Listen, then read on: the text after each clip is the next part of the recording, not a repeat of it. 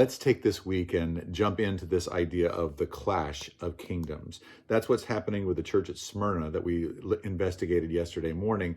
And that's what's happening with us as our culture begins to move. It doesn't begin to move, it has been moving for a good long time away from God. And as our culture moves increasingly away from God, it calls us to live without compromise. And it calls us that Jesus and living the Lamb's way is calling us to live in a different way than our culture lives. And that's going to have a price tag to it. That's going to have pushback. That's going to have counterattack.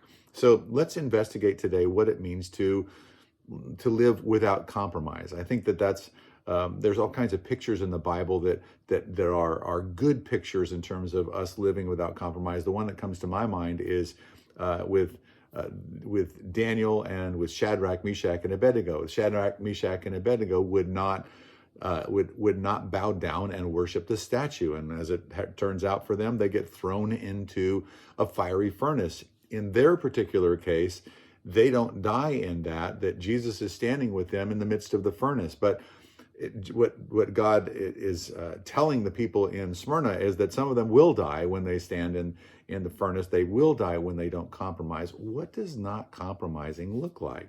Well, it means not being baited into adversarial relationships. It means being generous and loving and merciful even when others aren't being that, even and especially when we're being accused, when we're being talked smack on, that we don't talk smack back. We don't counterattack. We don't armor up. We don't compromise in terms of lying to get our own way. We don't compromise in terms of our integrity, and we don't get hateful when hate is being given to us. That we live by the Sermon on the Mount. That we love our neighbors, then we love our enemies.